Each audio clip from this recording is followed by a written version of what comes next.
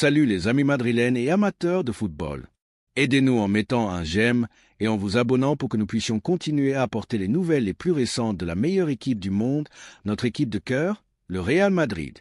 Le FC Barcelone a réussi une remontée clé lors du match aller des demi-finales de la Coupe du Roi contre l'Atlético de Madrid à Montjuïc, s'imposant après avoir été mené de 2 buts. Cependant, la polémique a de nouveau été au centre de l'attention. Cette fois avec l'arbitre Hernandez sous les critiques pour une action qui a avantagé l'équipe blaugrana. Le but qui a temporairement donné l'avantage au Barça avant la mi-temps est survenu après une faute non signalée de Cubar sur Marcos Llorente. L'action a permis à Íñigo Martínez de marquer sans opposition, plaçant le Barça en tête au score. Ce qui est le plus controversé, c'est que la situation n'a pas seulement échappé à l'arbitre principal, mais qu'elle n'a pas non plus été revue par le VAR, dirigé par Daniel Jesús Trujillo Suárez.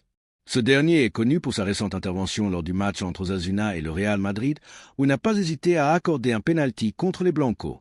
Cette décision a enflammé les critiques des supporters et des médias, qui estiment que le Barça bénéficie à nouveau d'un avantage décisif en cette fin de saison. Le match a également été marqué par de regrettables incidents extrasportifs. Avant le coup d'envoi, un groupe de supporters barcelonais a lancé des chants offensifs contre Vinicius Junior, scandant des phrases comme « Vinicius meurt ». Bien que le Brésilien ne faisait même pas partie du match, cette nouvelle attaque s'ajoute à la longue liste d'incidents d'insultes et de racisme dont le joueur madrilène a été victime ces dernières années.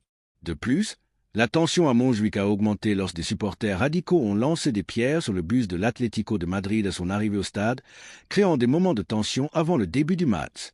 Ces actes violents et les chants offensifs remettent en question les protocoles de sécurité et les mesures contre les discours de haine dans le football espagnol, dans une saison où les incidents contre Vinicius se sont répétés. L'arbitrage de Hernandez et l'omission du VAR alimentent le débat sur l'impartialité arbitrale en Espagne, en particulier lors des matchs décisifs. Les réseaux sociaux et divers médias sportifs ont reflété le mécontentement des supporters, qui estiment que ces erreurs influencent le déroulement des compétitions. Avec le match retour de l'éliminatoire encore à disputer, la controverse promet de continuer à marquer le récit de la Coupe du Roi. Pensez-vous que l'action aurait dû être revue par le VAR? Quelles mesures devraient être prises pour éradiquer les chants offensifs dans les stades? Laissez votre j'aime et votre commentaire. Salut les amis madrilènes et amateurs de football.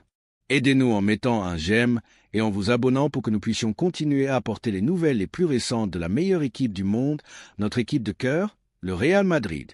Le FC Barcelone a réussi une remontée clé lors du match aller des demi-finales de la Coupe du Roi contre l'Atlético de Madrid à Montjuïc, s'imposant après avoir été mené de 2 buts.